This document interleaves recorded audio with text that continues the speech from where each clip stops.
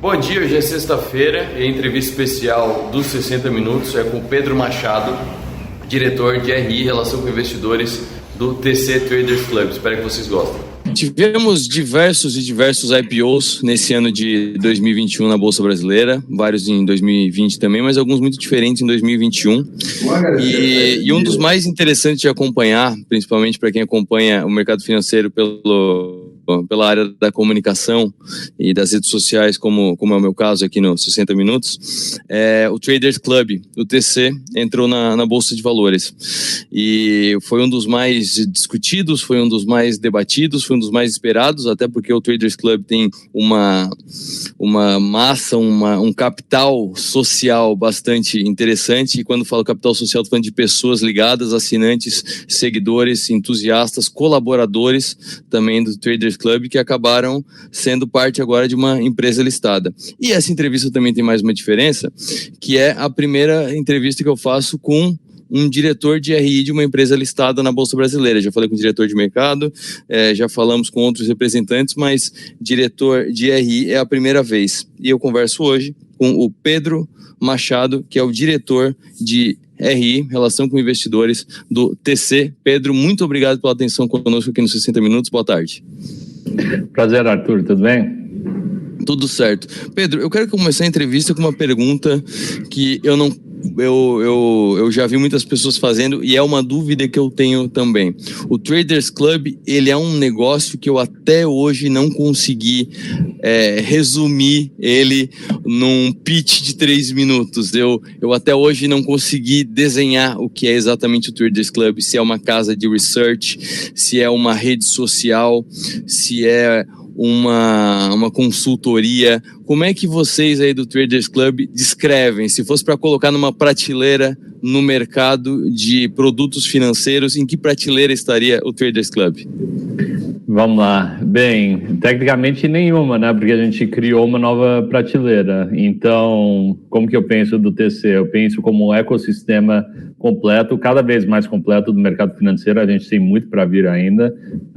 Então, o que isso aí quer dizer na prática?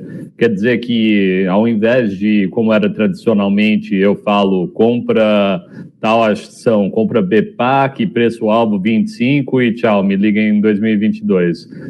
O que o TC faz, essencialmente, ele dá... A gente tem uma casa de research internamente, é uma subsidiária nossa, mas ela não funciona em isolação, ela funciona em conjunto com a comunidade que está constantemente falando sobre determinadas, não somente calls, mas está falando sobre determinados ativos e também o lado educacional, que te dá tudo que você precisa para apertar teu próprio gatilho e fazer as tuas próprias decisões. Então, o relatório se torna uma coisa auxiliar. Aliás, a gente tem não só os nossos relatórios, mas também de quase todas as corretoras e research mais relevantes dentro da nossa plataforma. Então, o relatório em si é um commodity, na minha opinião, mas ele é importante. Ele traz uma visão de um determinado analista que você deveria usar na sua análise. Também notando que não todo mundo vai entrar nessa profundidade para fazer as suas decisões de investimentos. Então, justo por isso, o TC acaba tendo vários produtos e módulos, funcionalidades que são customizáveis dependendo em quanto você quiser aprofundar e também na sua experiência ter um nível de investidor. Certo.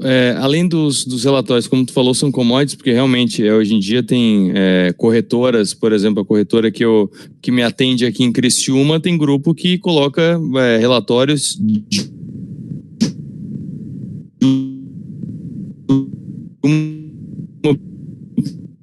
principalmente de várias corretoras. Eu troco meus amigos que eu assino com aquele, a gente acaba trocando informação. Eu queria ouvir agora sobre a parte dos colaboradores, porque, por exemplo, apareceu há pouco tempo o Renoir Vieira, que inclusive eu já tive o prazer de entrevistar aqui também, que ele passou a ser um colaborador, ou pelo menos um colaborador mais ativo. Ele fala bastante do Traders Club, mas parece que agora ele começou a participar mais do TC.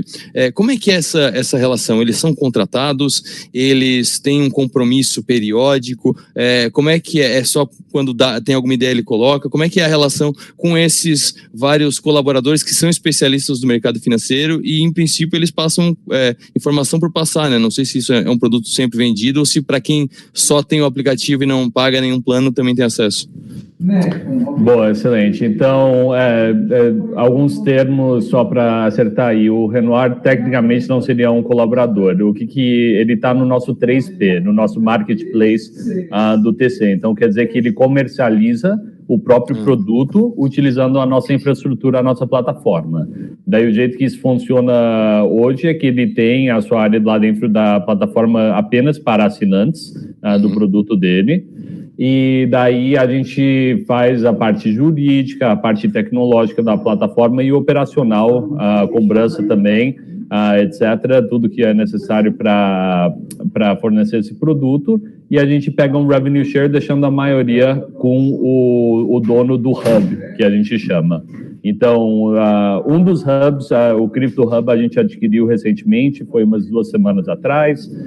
Então, não impede que se torna um P, se torna uma funcionalidade do TC próprio, mas a parceria em particular com o Renoir é dessa forma. Então, seria pago. E daí eu noto também que o TC, ele tem mais que 50 contribuidores também, que não necessariamente possuem próprios canais, próprios produtos dentro do aplicativo, senão eles são contribuidores e fornecem conteúdo dentro do nosso Trade Ideas, que é onde as ideias de investimento são postadas, e dentro dos canais. Então, esses contribuidores, eles são inclusos, você consegue visualizar no produto Master e para cima.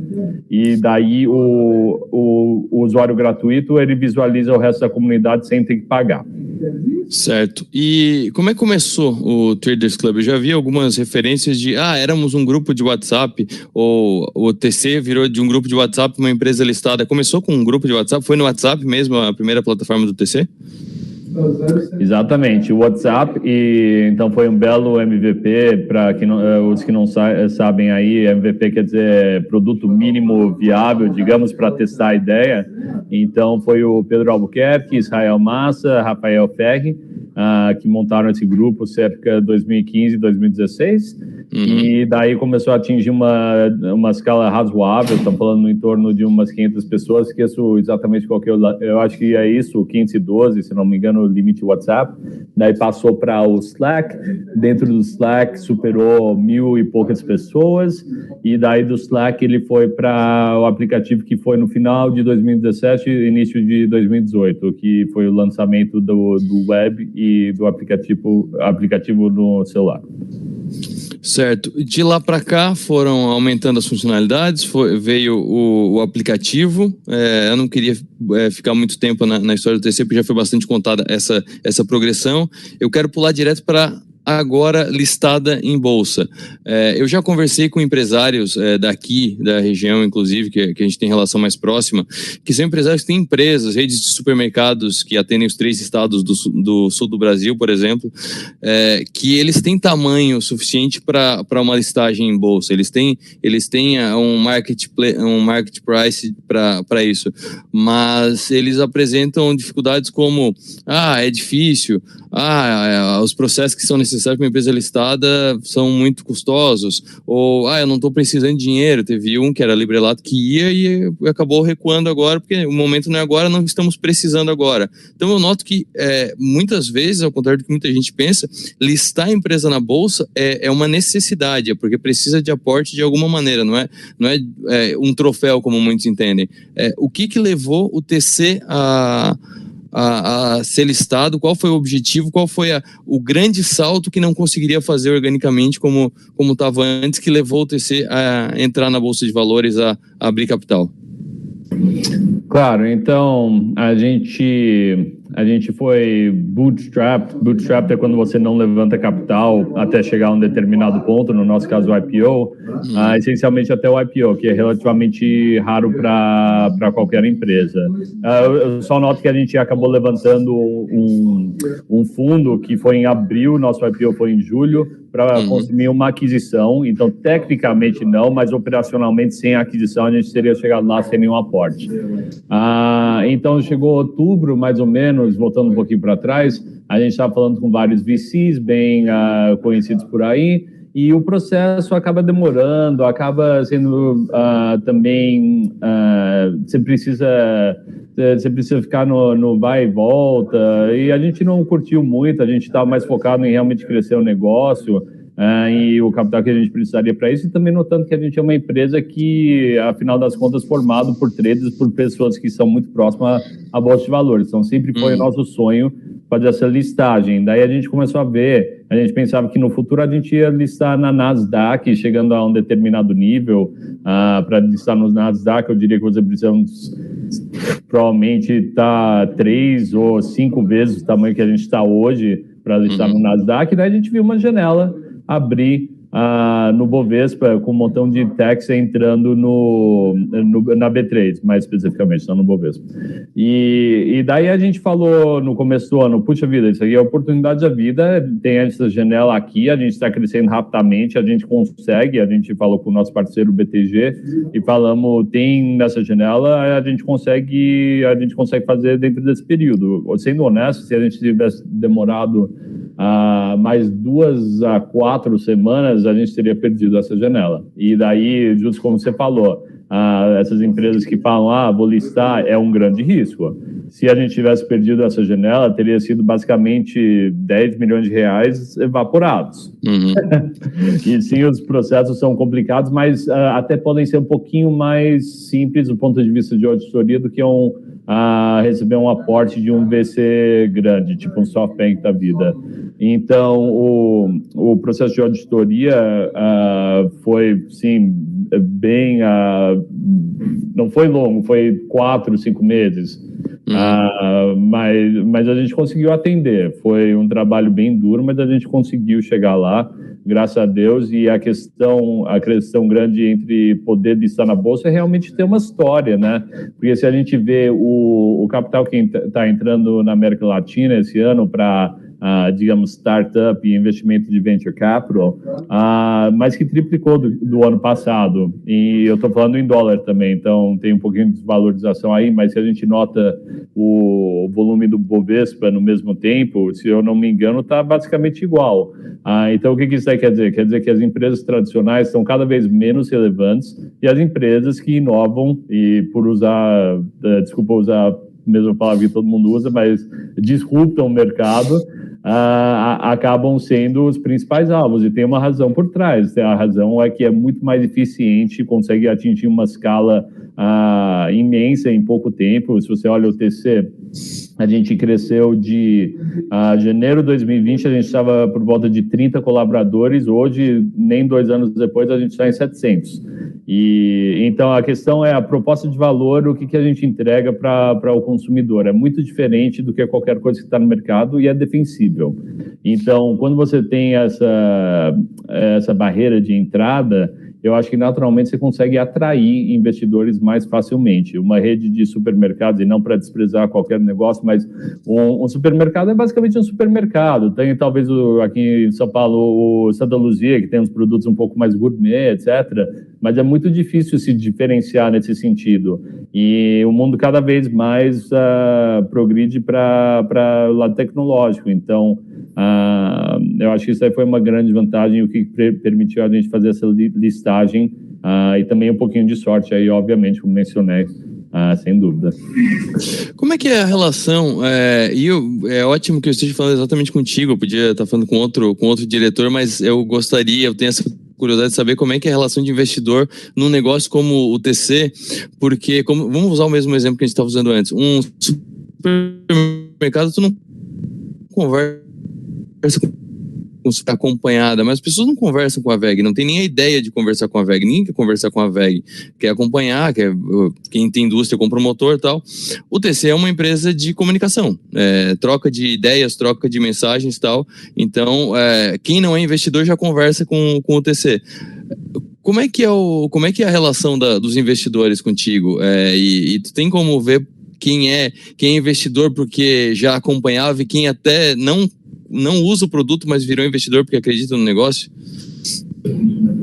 Temos uma boa ideia. E como eu mencionei, eu não mencionei em detalhe, o fundo que a gente levantou para financiar a aquisição da Sencom, que foi em abril desse ano, foi 60 clientes do TC, que falaram na época, temos interesse de investir na empresa, acompanhar, acreditamos muito na missão, então acaba que esses 60 aí, a grande maioria hoje possuem a posição deles que foi adquirida aí nessa rodada de investimentos e obviamente ter feito o IPO acho que não muda muito a visão deles e só melhorou, porque fortaleceu a empresa e nos deu muito mais potencial para, depois a gente falar obviamente sobre as aquisições e investimentos, sim, mas nos deu a possibilidade de expandir muito maior do que até a gente imaginava no começo do ano.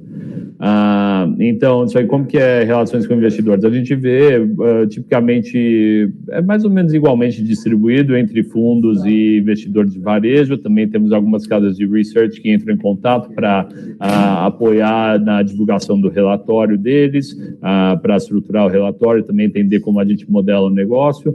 Então, eu diria que a relações com investidores começa muito em como a gente comunica com o mercado. Então, como a gente escreve os nossos fatos relevantes, como que a gente faz as nossas apresentações dos resultados trimestrais.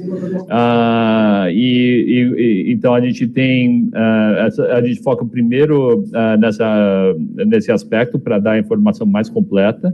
E daí, quando chegam as perguntas, a gente atende pontualmente aquela solicitação e a gente vai agregando uma base de conhecimento para endereçar melhor essas consultas no futuro, mas, afinal das contas, a gente tem que contar a história do TC, a parte mais importante. E justo, a gente adquiriu uma empresa de RI, a RI Web, e por ela a gente já trouxe os conference calls de umas 100 empresas para dentro da nossa plataforma e cada vez mais a gente torna o RI estratégico como a gente fez o nosso. Então, essa é uma grande parte da onde a gente está evoluindo, trazendo o lado B2B, o lado de empresas também e não só o varejo para dentro do TC. O IPO foi em julho desse ano. Não sei se foi o último dessa leva de IPOs, porque IPOs acontecem em leva, né? Logo depois começou um movimento bem... se não foi um dos últimos, se não foi o último, foi um dos últimos. E logo depois começou esse movimento que a gente está acompanhando agora de decréscimo. Várias empresas que entraram na bolsa agora estão com algumas com mais de 50% de desvalorização, 60%, 70% de desvalorização. Mas eu queria ouvir de ti sobre uma das polêmicas que apareceram, que tem a ver com a desvalorização, que foi a recompra de ações, porque faz menos de 6 meses que houve o IPO, e muita gente questionou que poucos meses depois, houve uma recompra de ações e saiu na imprensa semana passada que houve mais um anúncio de recompra de ações. Isso, muitos afirmaram que, ele acabou de abrir o capital, acabou de se capitalizar porque ia fazer aquisição e agora ele está usando esse dinheiro para recomprar mais barato as ações. Qual foi a estratégia para essa recompra de ações? Foi para valorizar a ação? Foi para não sei se tem um contrato para diluir os investidores que tinham investido? Qual foi a estratégia de uma recompra tão próxima do IPO? Não teve estratégia. Se a gente acha que o nosso papel está barato, a gente vai recomprar ele. E eu noto que até pela norma da CVM não é permitido usar recursos obtidos pelo IPO na recompra das ações. Todas as recompras foram feitas com lucro, a reserva de lucro acumulado que a gente gerou antes de fazer o IPO. Então, por último, eu noto também que a nossa tesouraria é utilizada por várias coisas. A gente utiliza a nossa tesouraria para fazer aquisições com ações, usando ações como pagamento. A gente também usa para planos de incentivos a longo prazo. Então, eu não abro muito detalhe, porque é parte não pública da nossa estratégia, mas tem muitas utilizações da ação e recomprar 2 milhões de ações, se a gente fizer, que é só uma aprovação, certo? Não quer dizer necessariamente que a gente vai fazer, representa uns 20% do que o papel negocia em um determinado dia. Então, realmente não é o principal motivador, é os outros aspectos que eu disse, que se a gente acha que a ação está barata, a gente vai procurar levar esse benefício, né, e abastecer nossa tesouraria para os múltiplos usos que a gente tem com essas ações. Certo. Sobre a aquisição, foram 40 milhões pela Economática. Eu imagino que, se não foi a maior aquisição, pelo menos foi a mais divulgada, porque a Economática já tem um nome muito forte no mercado, né, há muitos anos, como análise de dados do mercado financeiro. Como é que funcionam essas aquisições? Quantas já foram feitas e quais são os tipos de negócio que estão no radar hoje do DC? Beleza. A aquisição, a gente está incluindo investimento também, que a gente não adquire majoritário? Só para te dar a cifra correta. Oi? Como? Se a gente faz um investimento, 20% do capital social de uma empresa não é necessariamente uma aquisição. Então, temos a Balustre, que é uma startup que foca em inteligência artificial na área de investimentos. Isso aí foi logo depois do IPO. A RWeb também, que é relações com investidores. A Economática foi a maior delas. Se torna o nosso motor de dados aqui dentro. A gente cria uma camada em cima da estrutura atual para usar a inteligência pela empresa inteira, pela plataforma inteira. Então, essa daí foi a maior... Não foi a maior. Tem a Sencom também, que foi em abril, que foi pré-IPO, que foi uns 90 milhões. E daí a gente também tem a Crypto Hub, que era um 3P, que foi relativamente pequena, em que a gente adquiriu o produto e tornou um proprietário dentro da plataforma. Dentro dos investimentos em participações, em que a gente não adquire o controle, tivemos a Mercado Bitcoin, a holding, que é a 2TM. Isso aí foi 15 milhões de dólares. Então, foi próximo da Sencom também, com a taxa de câmbio levada em conta. Tivemos a DXA, que é a primeira gestora digital de investimentos private equity no Brasil. A Invest AI, que foi 3 milhões, que é uma empresa que potencializa o rendimento em renda fixa, através também de inteligência artificial e robôs para o mercado financeiro. E, por último, a Core, que é um aplicativo gringo, que foi um investimento pequeno, foi aproximadamente R$1 milhão, mais focado na geração Z, então, que achamos bem interessante também. Tem uns aspectos de social mais próximo ao TikTok, que a gente pensa bem importante ter esse conhecimento para a nossa visão estratégica.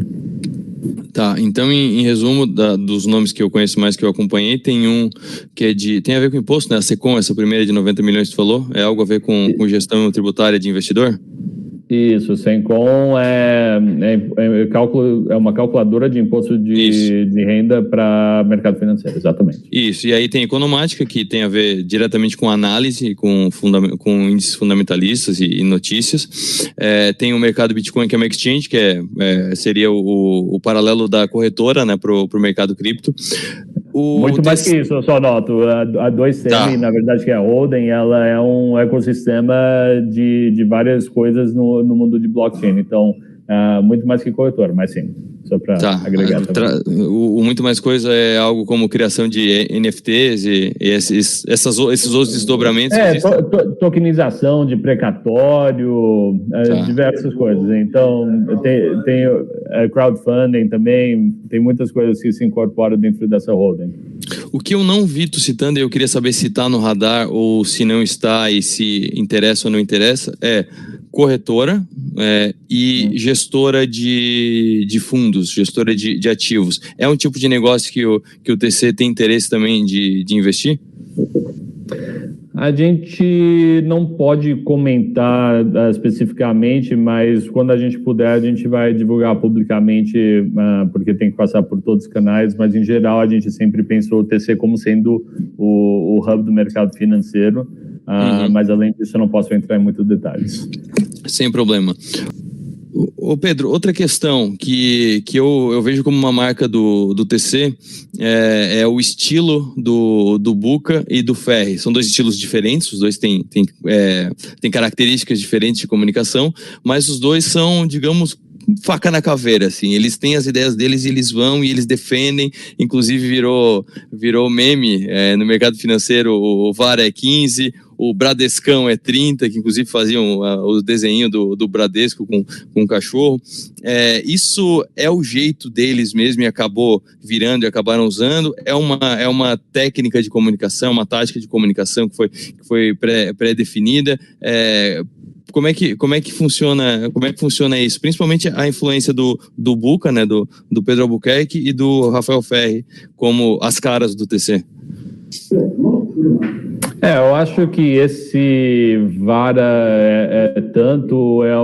são casos isolados que ocorreram há mais que um ano atrás e que as pessoas focam muito, mas se você entra hoje dentro do TC, não é nada assim a comunicação. Então, eu acho que as pessoas meio que pegaram isso e deixaram na cabeça. E, aliás, eu acho que ambos são bem abertos a assumirem erros e falarem quando erram. Todo mundo erra, né? Aliás, os melhores analistas acertam talvez 60% do tempo. É questão de quando acertar mais certo do que quando erra. E ter a estratégia de mitigação de risco e de controle de risco, sem dúvida. E eles só são uma parte do nosso ecossistema que tem diversas perspectivas. Então, o Buca é só uma parte das diversas perspectivas que a gente tem dentro da nossa plataforma aqui. E então, uma pessoa pode falar que está positivo sobre determinado papel, outra pessoa pode ir contra, e é justo, não tem palavra final no TC. Obviamente, eu tenho opinião que muitas vezes são compartilhadas, a bolsa está barato relativo ao histórico, etc. E daí a maioria tendem a concordar, mas a gente traz os dados para montar a posição e deixar cada um analisar e tomar a sua própria decisão. Tá, agora eu vou deixar o RI um pouco de lado. Eu quero aproveitar porque me chamou muita atenção que o teu primeiro investimento foi com 15 anos de idade, então tu já é um investidor com uma certa experiência. Eu quero saber como é que o Pedro Machado, pessoa física, investidor e querendo ou não estar no meio de um dos maiores hubs do mercado financeiro brasileiro, como é que tu tá vendo as perspectivas para essa virada de ano para 2022 na Bolsa Brasileira? Esse mar vermelho que hoje, especificamente quinta-feira que a gente está gravando, o pessoal está dizendo que o home broker está estragado porque está tudo verde, mas a gente está vindo de dias muito vermelhos. O que tu espera para os próximos meses na Bolsa? Puxa, então talvez você pegou a pessoa errada para essa pergunta específica sobre Bolsa Brasileira, que eu tenho sim investimentos em Bolsa Brasileira, obviamente maior sendo o TC, né, que sou sócio, mas eu sou mais focado em cripto e ativos privados, eu pessoalmente. Então, eu atuo muito no setor de Venture Capital, principalmente empresas próximo do início, então, como a gente diz, série A e Seed, então empresas que têm tração e principalmente na área de tecnologia também. Então, os investimentos México, Colômbia, e também no Brasil nesse setor, e daí eu prefiro muito mais porque permite você olhar realmente o fundamental da empresa e investir e esquecer. Porque o que eu sinto, o que acontece com o mercado é você vê a cotação todo minuto, está caindo 20%, então mudou o que a empresa vai fazer, o potencial dela, o potencial da equipe. Não, é um preço de tela que pessoas panicam, pessoas precisam de liquidez, alguém vai comprar um apartamento, tem muitos fatores para tomar em conta. Não quer dizer que mudou a história fundamental de determinado papel. Então, eu acho que esse pensamento que eu tenho no mercado privado também me ajuda muito nos investimentos que eu faço em bolsa. E também por ser estrangeiro, por ter nascido nos Estados Unidos, morado lá a maioria da minha vida, eu tenho uma parte bem significativa ainda dolarizado e também em cripto, por último. Então, Sempre eu acredito muito em cripto, obviamente subiu muito no último ano, estou muito feliz nesse sentido, mas tem uma volatilidade maior, mas eu acredito que realmente é o futuro, é complexo de entender, tem muitas coisas aí, justo o nosso produto de cripto, ele tá indo muito bem porque ele vai na contramão da bolsa, não vai ser sempre assim provavelmente, mas justo o cripto é meio que um ativo contra, ou nem contra, mas independente das decisões de um determinado governo. Então, o que você vê que tem pressionado a Bolsa Brasileira em recentes tempos foi justo o cenário fiscal e político. Então, isso daí a gente não controla. As empresas estão muito, muito baratas, não tem como não ver isso, mas a tua barra, o teu benchmark, digamos, com a taxa de juros subindo, é cada vez maior. Então, se eu posso investir em um tesouro direto a 12% agora, eu não vou investir em ações até eu achar que está tão barato que eu posso começar a ganhar 25% a 30% por ano. Senão, não vale a pena o meu risco. Então, é isso que a gente viu. A gente viu a combinação de um cenário ruim no fiscal e político, junto com taxa de juros elevado, que levou pessoas à renda fixa e a tirar risco da mesa. Então, eu acho que o cenário de bolsa nesses níveis segue muito bom. A gente tem empresas tradando basicamente a nível de caixa, ao valor de ativos que tem lá. Então, quer dizer que a bolsa está achando em alguma dessas ações mais líquidas que a empresa vai deteriorar um ponto que ela nem vale o caixa que está lá sentado na empresa hoje.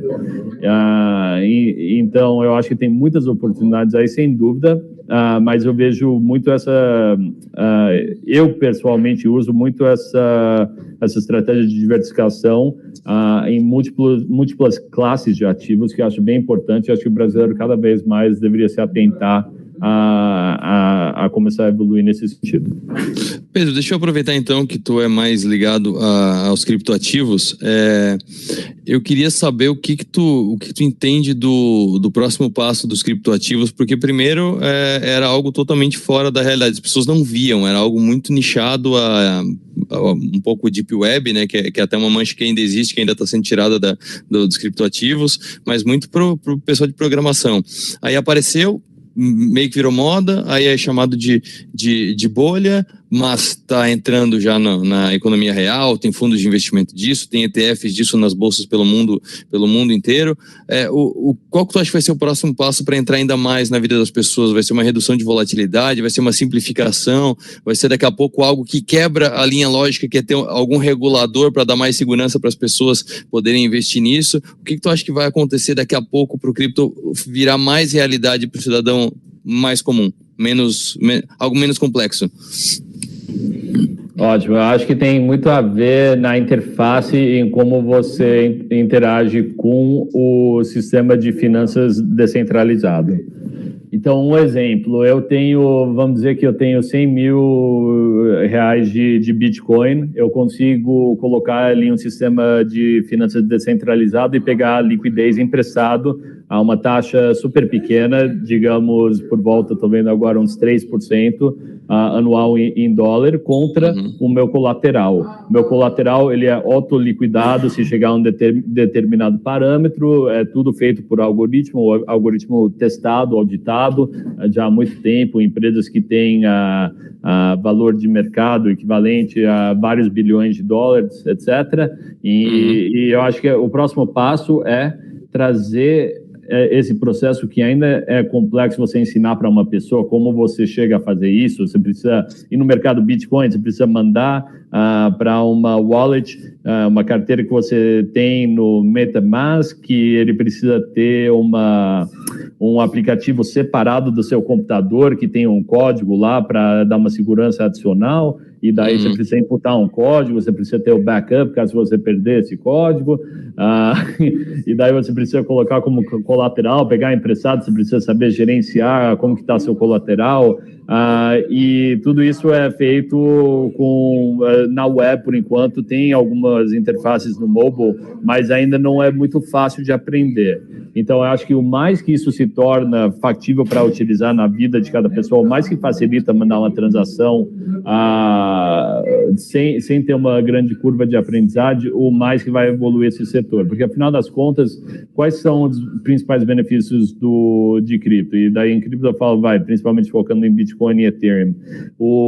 É que ninguém controla a transferência, você poder transferir seu dinheiro ou fazer a gestão do seu dinheiro. Como a gente teve a época Collor, que pegaram todas as poupanças, na Argentina também, já várias vezes inflacionaram o dinheiro, ninguém consegue tocar esse dinheiro, ele é programado algoritmicamente, a gente sabe qual vai ser a oferta dele ao longo do tempo, o Bitcoin especificamente, não todas as moedas, só o Bitcoin, e em uma certa medida o Ethereum também. Então, isso daí é um dos principais fatores, defesa contra a inflação e também liberdade de ninguém conseguir tomar meus fundos aí, nenhum governo conseguir tomar minha poupança. E daí a gente também tem a questão em que não necessita de um clearing. Hoje em dia, você vende uma ação na bolsa, demora 2 dias para receber o dinheiro, a transação não é final, tecnicamente pode ser revertido, tudo em cripto é finalizado naquele momento. Finalizou a transação, está impresso lá, isso daí também cria uma dificuldade, porque e se eu mandar para o endereço errado? Não tem, você mandou para o endereço errado, mandou, é final. Então, essa parte também é parte da aprendizagem. Eu acredito que essa combinação em conjunto com, daí tem muitos outros protocolos e funcionalidades que estão em desenvolvimento aí, que vão trazer, mas aí eu consigo falar por horas, acho que deixar mais aí na superfície por enquanto. Maravilha, maravilha. Pedro, obrigado pela atenção conosco aqui no 60 Minutos, obrigado por ter aberto a porta de um setor que, principalmente no TC, deve ser tão importante e tão movimentado. Como eu já falei, o Traders Club já é um negócio que tem uma comunicação direta com o cliente, agora também deve ter uma comunicação bastante direta com os investidores. Obrigado pela atenção, até a próxima. Claro, até a próxima. Abração.